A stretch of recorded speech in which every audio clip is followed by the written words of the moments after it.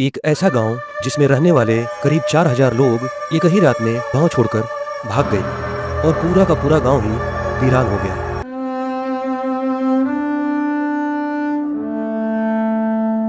पिछले 200 साल से इस गांव के खाली पड़े घरों में अब कोई नहीं रहता है, और अगर कोई रहता है तो वो है भूत और बहुत ही खतरनाक बुरी आत्माएं। वीरान पड़ी ये जर्जर कोठियां इस बात का सबूत है कि इन हवेलियों में कभी रौनक हुआ करती थी।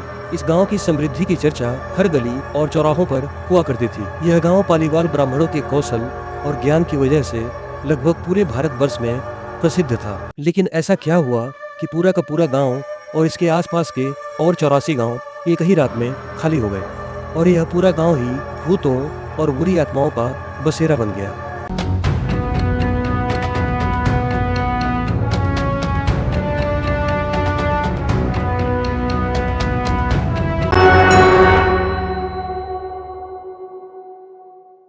नमस्कार दोस्तों, कैसे हैं आप लोग।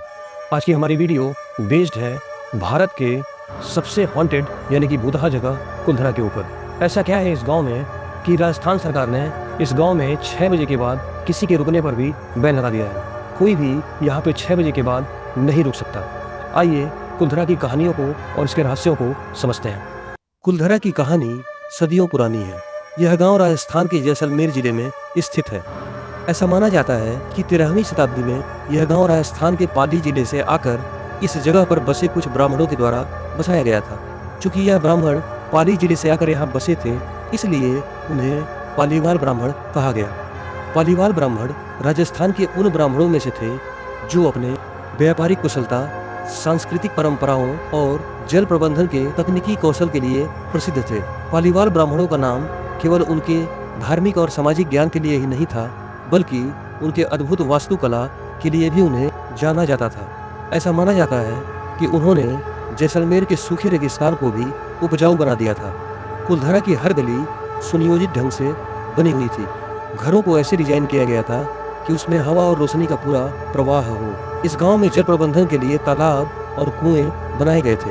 1899 यानी कि 1899 में इतिहासकार लक्ष्मी चंद्र द्वारा लिखी गई पुस्तक तवारीख ए जैसलमेर के अनुसार यह पूरा गांव कधान नाम के पालीवाल ब्राह्मण ने बसाया था, जो कुलधरा में बसने वाले पहले ब्राह्मण थे।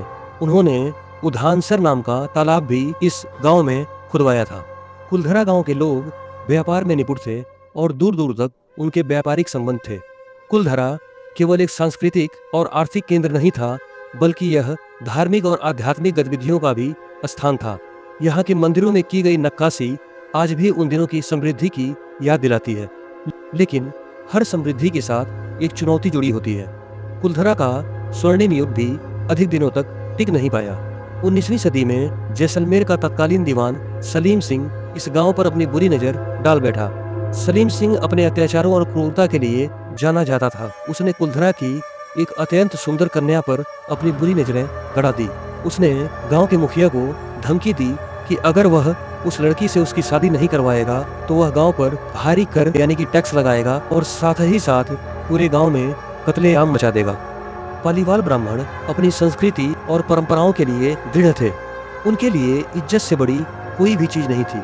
साथ ही साथ उनके लिए यह प्रस्ताव स्वीकार करना असंभव था, लेकिन वो सलीम सिंह के क्रोध और शक्ति को भी नजरअंदाज नहीं कर सकते थे।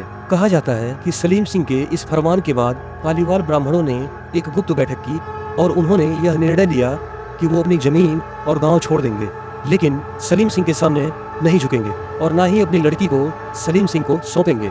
इसके बाद कुलधरा और उसके आसपास के 84 गांव के सभी ब्राह्मण अपने घरों और जमीनों को छोड़कर चले गए। लेकिन जाते जाते उन्होंने इस गाँव को श्राप दिया कि यह गाँव कभी भी आबाद नहीं हो सकेगा, और तब से कुलधरा और उसके आसपास के सभी गांव वीरान पड़े हुए हैं। ऐसा माना जाता है कि रात में पलायन के समय कुछ बूढ़े और लाचार लोगों ने गांव में ही आत्महत्या कर ली और कुछ लोगों ने गांव के तालाब में अपनी जान दे दी, जिनकी आत्माएं आज भी इन खंडहरों में भटकती है। स्थानीय लोगों ने और बहुत से पर्यटकों ने यहाँ से गुजरने या घूमने के दौरान चूड़ियों की खनखनाहट, बच्चों के खेलने की आवाज सुनी है। साथ ही साथ वीरान पड़ी सड़कों पर कभी कभी चलते हुए परछाइयां भी दिख जाती हैं। रात में यहाँ अजीब घटनाएं होती हैं। कई लोगों ने यहाँ रात के समय किसी के चलने की आवाजें सुनी है। कुछ को ऐसा लगता है कि कोई उन्हें देख रहा है, कुछ ने यहाँ अजीबोगरीब परछाइयाँ देखी हैं। रात के समय यह जगह बहुत ही डरावनी हो जाती है। कई बार ऐसा महसूस होता है कि कोई आपके पास खड़ा है जबकि वहाँ पर कोई भी नहीं होता। बहुत से पर्यटकों ने इस जगह पर रहस्यमयी गतिविधियों का अनुभव किया है। कुलधरा की घटनाओं पर इतिहासकारों और वैज्ञानिकों की अलग अलग राय है। कुछ का मानना है कि गांव के खाली होने के पीछे कुछ अन्य कारण भी हो सकते हैं, जैसे यह जगह जैसलमेर के रेगिस्तानी एरिया में स्थित है, इसलिए संभव हो कि पलायन का एक प्रमुख कारण पानी की कमी भी रहा हो। पैरानॉर्मल यानी कि भूतिया घटनाओं के पीछे वैज्ञानिकों का मानना है कि यह केवल इंसानी दिमाग का भ्रम हो सकता है, क्योंकि डर और अंधेरे की स्थिति में जैसा हम सोचते हैं हमारा दिमाग भी वही आभास करने लगता है और हमारी आंखें भी वही देखने लगती हैं जो हमारा दिमाग सोचता है। लेकिन कुलधरा की कुछ ऐसी घटनाएं भी हैं जो वैज्ञानिक दृष्टिकोण से समझाई नहीं जा सकती। इन प्रचलित कहानियों और घटनाओं की वजह से ही कुलधरा को भारत के सबसे ज्यादा हॉन्टेड यानी कि भूतहा जगहों में से एक माना जाता है। इसलिए राजस्थान सरकार ने भी इस जगह पर जाने और घूमने के लिए सुबह के 8 बजे से शाम के 6 बजे तक का ही समय निर्धारित कर रखा है और 6 बजे शाम के बाद कुलधरा के इस एरिया में किसी के भी जाने पर रोक है। दोस्तों, कुलधरा की कहानी केवल एक गांव के खाली होने की कहानी नहीं है, बल्कि एक समाज के बलिदान और साहस की भी कहानी है, जिसकी यादें आज भी कुलधरा के प्राचीन खंडहर अपने में संजोए हुए हैं। दोस्तों, राजस्थान का यह श्रापित गांव आपका इंतजार कर रहा है। एक बार इस गांव में जरूर जाएं, लेकिन साथ ही साथ सावधानी बरतें जब आप इस गांव की गलियों से गुजरें। दोस्तों, मेरी पिछली सभी वीडियो को इतना प्यार देने के लिए आप सभी का दिल से बहुत बहुत धन्यवाद। मुझे विश्वास नहीं होता कि सिर्फ 30-40 दिनों में मेरा चैनल 1.5 के सब्सक्राइबर की तरफ बढ़ जाएगा। इसके लिए आप लोगों का फिर से बहुत बहुत धन्यवाद। साथ ही साथ अगर आपको ये वीडियो पसंद आई हो तो मुझे कमेंट सेक्शन में बता सकते हैं कि कुलधरा जैसे हॉन्टेड प्लेस पर बनी ये वीडियो आपको कैसी लगी। साथ ही साथ आप मेरे चैनल को भी सब्सक्राइब कर सकते हैं ताकि आपको आगे की नोटिफिकेशन मिलती रहे। बहुत बहुत धन्यवाद।